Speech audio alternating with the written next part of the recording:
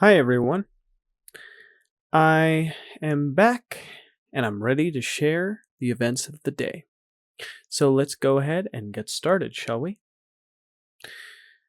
So I was woken up by a phone number at around 9 o'clock in the morning. I got up really groggily and I saw the phone number was from my dentist. This must be an update to the dentist letter that I sent through email the other day asking about if health insurance could potentially have covered the bone graft. So I felt kind of tired and like I literally just woke up, so I did not want to do the call until I felt like I had all my mental faculties up and running. So I allowed the call to skip. I got up, I got a drink of water, I sat down in my chair, um, in a chair in the living room. This was like a wooden chair with a um knitted seating cushion, I guess. And I thought deeply about what I was going to say. I basically was going to tell myself, okay, I'm going to tell them or that I believe, based on what I researched, or not what I believe, but that I did some research and I found through my insurance company that if there's a procedure that's deemed medically necessary, then it potentially could be covered through like the cash from insurance. So I decided to have that ready. I took the information directly from a handbook and from online. I called the dental office, which transferred me to the manager of the office, and we did begin talking. Um, I asked her, "How are you?" She asked me how I was doing. We both said we were doing good. And then I talked about how I believe that perhaps my insurance could cover for the bone graft. After she heard this, she said, in all her years of working, there has never been a time where the insurance company covered for a bone graft. So when I was told that, I was then encouraged by her to call the insurance company directly to get a response. So I thought I may as well do the extra work, so I agreed to. I said goodbye, and that if anything comes from it, then I'd contact back. I did contact the insurance company, and eventually I got a hold of a representative who told me that indeed that the bone grafts are indeed not covered by insurance, even if they are stated to be potentially necessary by the dentist. All this legal paperwork and stuff. So I was like, okay. So I didn't call the dentist manager back because I didn't have anything to really go off of other than to confirm what she said already, and I didn't really want to do that.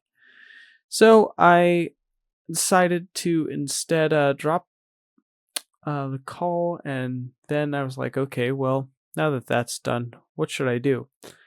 I decided to make breakfast. I had oatmeal. I had the Insta oatmeal with the apple bits chopped in there, and a cup of warm tea, not hot tea, but warm tea, because I don't want to disturb the healing area in my gums. I then watched a Digital Foundry video where Richard Ledbetter, John Letterman, and Oliver Mackenzie were talking about the new spatial upscaler on PlayStation 5 Pro known as PSS R2. And the first implementation was done on the device or on the game Resident Evil Requiem. So it was pretty interesting hearing the tech and about the tech and how it's evolved over time. And yeah, I found it quite compelling indeed. After listening to that, I greeted my sister who'd gotten up. She told me that she heard the whole thing about the dental issue and she gave me her condolences. And then after that, we decided I decided I would go into my room and do some drawing practice. So I said goodbye for now. I went into my room and I pretty much spent like a good 2 hours straight drawing for my art skills to improve. And as I was drawing, I was listening to a Jesse Michaels video where he was interviewing a guy who was supposedly the most UFO recorded evidence there is. Anything interesting to really report about it?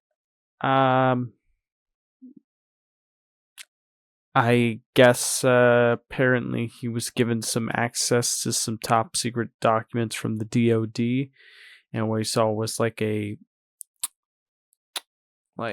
pill-shaped craft in one of the pictures. So I guess that's kind of interesting. He also stated that he saw or he got a recording of Betty from the Betty and Barney Hill case, where she apparently witnessed she had material buried underneath her house of a UAP, so I guess that was kind of interesting. That's about all I can remember. I was mostly absorbed in my drawing practice, and after drawing for a bit, I decided to pause around when I had 32 minutes left, because I decided I needed to go get ready for work. My sister offered to make some corned beef hash stew for me. I took the offer, and then I decided to chill outside, just looking at the trees and being in nature for a little bit, and being away from technology, because I feel like I spend a little too much time on technology. Then I was called in by my sister. I walked in, and the corned beef hash or stew was ready, so I ate that. Around that time, my mom arrived, and we greeted her, and she also had some of the stew as well. I had some feta cheese on top of mine because my sister recommended it, and yeah, it was pretty good.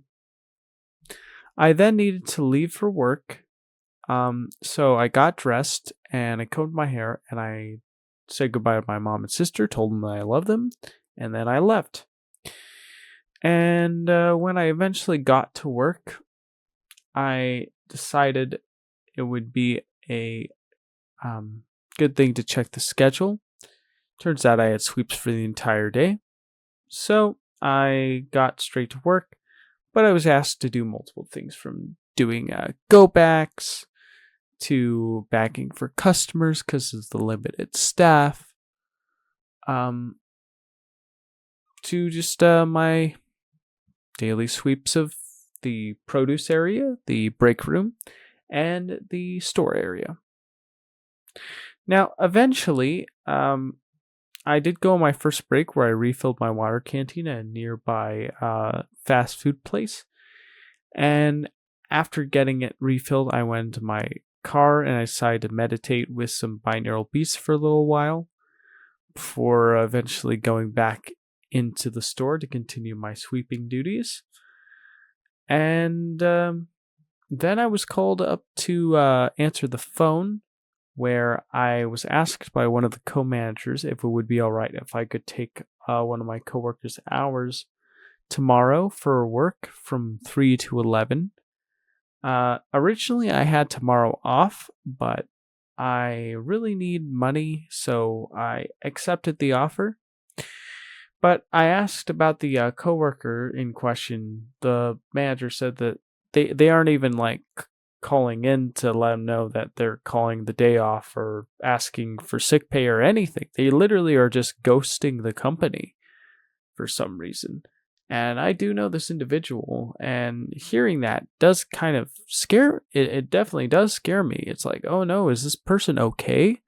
Are they like, is there anything wrong, or like is it yeah, it's kind of disturbing, the fact that they're not even like contacting the job to tell them what's going on or that they're okay or anything. It is definitely very concerning for sure.